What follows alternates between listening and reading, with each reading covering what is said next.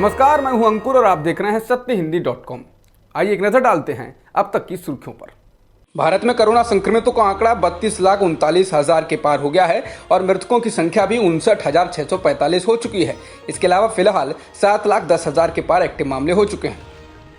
देश में corona virus के मामलों की रफ्तार तेजी से बढ़ रही है। उत्तर प्रदेश में बुधवार को अब तक का सबसे बड़ा उछाल देखने को मिला है। राज्य में पिछले 24 घंटों में 5,898 नए केस सामने आए हैं, जबकि 82 लोगों की मौत भी हुई है। इसी के साथ अब उत्तर प्रदेश में कोरोना केस की कुल संख्या 2 लाख के आंकड़े को पार कर चुकी है।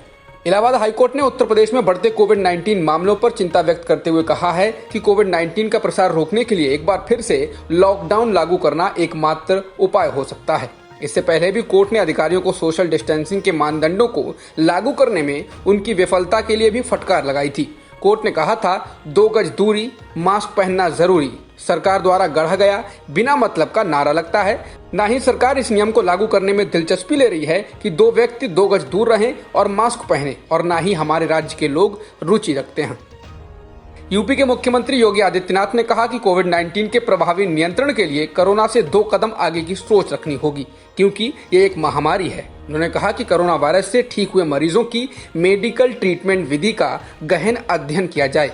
इससे आगे की रणनीति तैयार करने में मदद मिलेगी। अब पश्चिम बंगाल में शिक्षण संस्थान 20 सितंबर तक बंद रखने का आदेश दे दिया गया है। कोरोना वायरस के संकट के कारण पिछले कई महीनों से स्कूल, कॉलेज और अन्य शिक्षण संस्थान बंद हैं।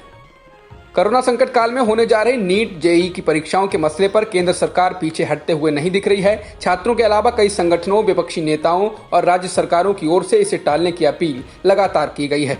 अब कांग्रेस नेता राहुल गांधी ने इस मसले पर केंद्र सरकार पर हमला बोला।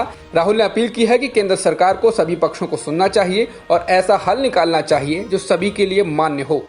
कांग्रेस के वरिष्ठ नेता और असम के पूर्व मुख्यमंत्री तरुण गोगोई भी कोरोना पॉजिटिव हो गए हैं। इसकी जानकारी उन्होंने खुद ट्वीट कर दी है।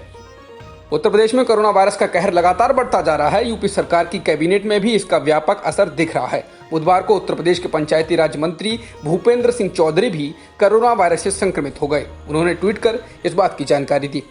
अमेरिका ने अपने नागरिकों को भारत की यात्रा नहीं करने की सलाह दी है। अमेरिका ने इसकी वजह भारत में कोरोना संकट, अपराध और आतंकवाद को कारण बताया है। यही नहीं, अमेरिका ने भारत की यात्रा के लिए रेटिंग 4 निर्धारित की है, जिसे सबसे खराब माना जाता है। इस श्रेणी में भारत के अलावा युद्धग्रस्त सीरिया, आतंकवाद का केंद्र पाकिस्तान, ईरान, इराक और यमन शामिल हैं। अमेरिका ने कहा है कि भारत में कोरोना संकट है। इसके अलावा देश में अपराध और आतंकवाद में तेजी आई है। तमिलनाडु में एक दिन में लगभग 6,000 नए मामले सामने आए और 118 लोगों की जान गई है, जिससे कुल संक्रमितों का आंकड़ा 52,000 के पार हो गया है और कोरोना के कारण लगभग 7,000 लोगों की मौत भी हो चुकी है। केरल में बीते 24 घंटों में 2,476 नए मामले सामने आए, जिससे राज्य में एक्टिव केस 22,000 के पार हो गए, जबकि 41,000 से अधिक लोग अब तक ठीक भी हो चुके हैं। अब तक की खबरों में इतना ही। बाकी खबरों के लिए बने रहिए सत्यहिंदी.com के साथ।